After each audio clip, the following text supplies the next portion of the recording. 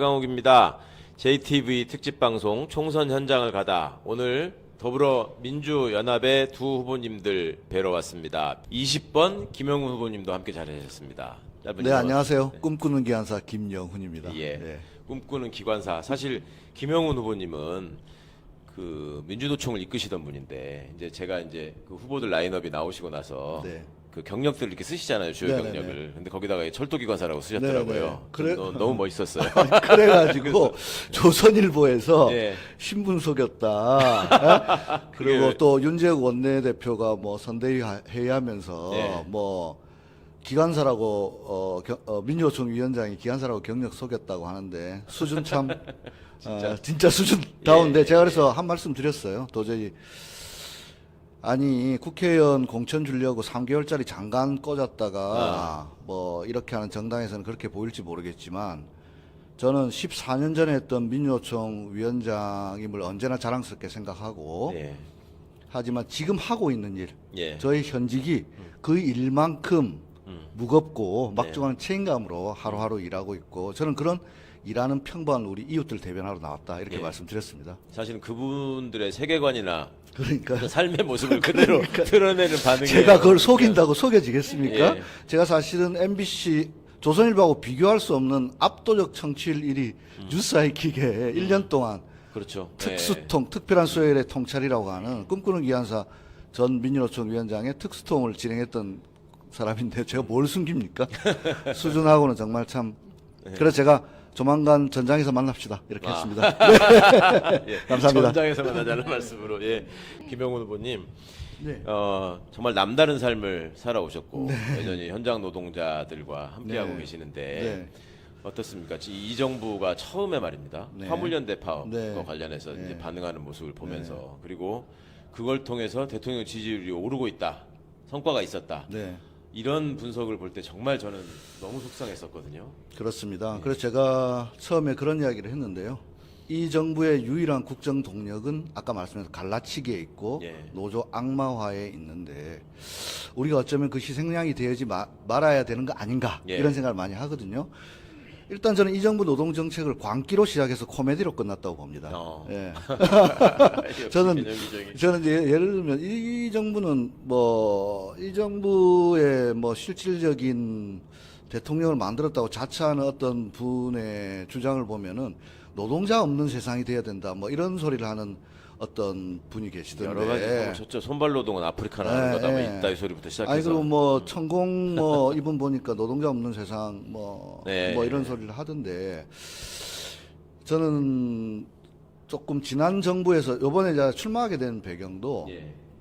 결국 이 갈라치기를 우리가 극복하지 못하면 안 된다 생각했고요. 그렇죠. 제가 한때 노동운동의 대표를 자임했던 제가 반성할 거는 반성하고 무엇이 부족했나를 돌아보면서 제가 예. 14년 전에 뭐 민주노총 위원장을 했지만은 제가 내린 결론은 노동자와 자영업자 갈라치고 여기도 올라오다 보니까 중소기업연합회 중대재해처벌법 유예하라고 예. 계속 걸려 하던데 있었어요. 중소상공인들 자영업자하고 갈라치는 이 고를 넘지 못하면 예. 저는 지난 0.7%의 통한의 벽을 못 넘는다 생각했습니다. 그래서 자영업자와 노동자가 서로 싸워야 될 을들의 전장이 아니고 복지국가를 함께 만들어야 될 을들의 연대의 대상이라는 것들을 이번 총선을 통해서 저는 이야기하고 싶었고요. 예.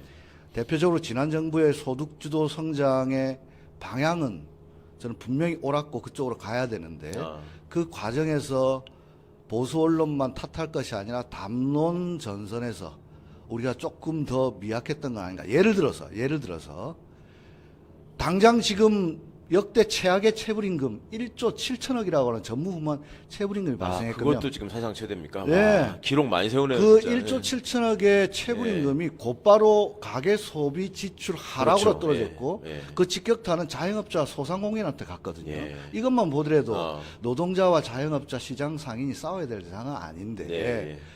이 소상공인들이나 편의점 사장 입장에서는 물론 노동자들의 소득이 높아야 그게 환류가 되어서 나의 매장의 판매 증대로 이어지겠다라고 생각은 하겠지만 당장 최저임금 인상분은 자기가 지출해야 될 직접적인 타격이 오는 예. 이런 부분에 대해서 우리가 소홀했다는 저는 반성을 예. 많이 하거든요. 예. 그런 차원에서 제가 이번에 대표적으로 공략하고 싶은 것도 이런 최저임금 문제 이거 올리지 않으면 소상공인들 이제 자영업자들 소득 올릴 방법이 없습니다. 아. 자 그러면 어떻게 할 건가? 예를 하나만 들자면 최저임금 인상분에 대해서 최소한 대기업에 납품 단가 이걸 반영하는 예. 제가 그냥 명명하기로 낙수효과 촉진법 이런 걸 만들어서 예. 최저임금 인상도 편의점 사장님도 원해요. 네. 자기 아들도 알바하니까. 다만 내가 이 지출이 바로 되는 게 힘드니까 예, 이거에 대한 어떤 통로를 열어달라. 그래서 저는 이 인상분만큼은 대기업에서 납품 단가 연동시키게 하고 예. 편의점 사장님들도 단체를 만들어서 프랜차이즈 원청하고 교섭할 수 있는 예. 우리 노동자들의 권리를 함께 나누는 이런 걸 통해서 을들의 연대를 실현하고 싶습니다. 이야, 을들의 연대 말씀해 주셨는데 이 더불어민주연합이 담고 있는 지금 더불어 연대하는 의미를 김영훈 후보님만큼 정말 체화하신 분이 없으실 것 같아요. 이 설명 속에 담겨 있는 지금 우리 경제의 구조 그리고 선순환을 위해서 무슨 일을 해야 하는가 많이들 생각해 보셨으면 좋겠고요. 그 미국에 네네. 지금 이제 이 정부가 취하는 어떤 행태나 선거 전략이나 뭐 네. 이런 것들이 네. 트럼프 과거 대통령을 많이 닮았다. 네. 그게 이제 갈라치기, 분열, 그다음에 네. 자기 지지자들 결집시키고 네. 뭐 이러는 과정에서 극단적인 언어들을 막 쓰고 하잖아요. 네. 근데 그렇게 하면서 지지 기반을 쌓은 게 소위 백인 노동자층이라고 맞습니다. 하지 않습니까? 네네네. 우리도 이제 노동계층에서 네. 이렇게 노동자분들 사이에서는 네. 이제 자본가들을 선망하고 네. 또 그쪽 정당을 지지하고 이런 분들도 많이 계시잖아요. 네네. 그런 이제 현장에 계신 분들께 네. 이번 총선이 어떤 의미가 있고 어떤 네. 선택을 하셔야 되는지 좀 참고가 될 수 있는 말씀을. 실제로 보면은 우리 일반 국민들이 예. 노동조합을 제가 이제 14년 전에 2010년도에 이제 출마할 때 청년민주노총에 이제 기치를 들고 네. 출마할 때 제가 센세이션을 그때 진짜. 제가 그때 네, 그런 이야기를 했습니다. 일자리를 구하지 못해서 거리를 방황하는 청년들에게 어쩌면 우리 민주노총 조합원들의 쫓기도 하나의 기득권으로 보이지 않을까. 아, 왜냐하면 우리나라는 유럽과 다르게 유이하, 일본하고 우리나라만 유이하게 기업별 노조를 그렇죠. 일제 산별 노조를 예, 못하니까 예, 그 예. 말은 기업에 취직을 하지 못하면 조합원이 안 되는 거예요. 맞습니다. 예, 예. 그러니까 우리는 그걸 당연한 걸로 알아요. 나 사실은 아는데, 다 완전히 예, 거꾸로 돼 있는 오히려 건데. 취직 못한 실업자들, 예비 노동자들 이런 분들 저임금 노동자들 노조가 필요하지만 그분들은 제도적으로 노조 가입을 막고 있어요. 글쎄 말이에요. 예. 그러면서 민주노총이나 이런 사람들이 투쟁하면 저들은 뭐 배부른 자들의 투쟁이다 이렇게 되면서 이제 고립돼 왔는데 그런 차원에서 국민들이 노조를 바라보는 입장이 그렇게 좋지 않은 건 저도 잘 알고 있어요. 하지만 아까도 말씀드렸듯이 우리 사회가 가야 될 대부분의 많은 국민들이 원하는 것이 선진복지국가 아닙니까? 예. 그리고 그 모델로 요즘 스웨덴도 상당히 이주 노동자들 문제 때문에 상당히 좀 어려워졌는데요. 그렇더라고요. 어쨌든 선진복지국가로 스웨덴 모델, 북유럽 모델을 많이 이야기하는데요.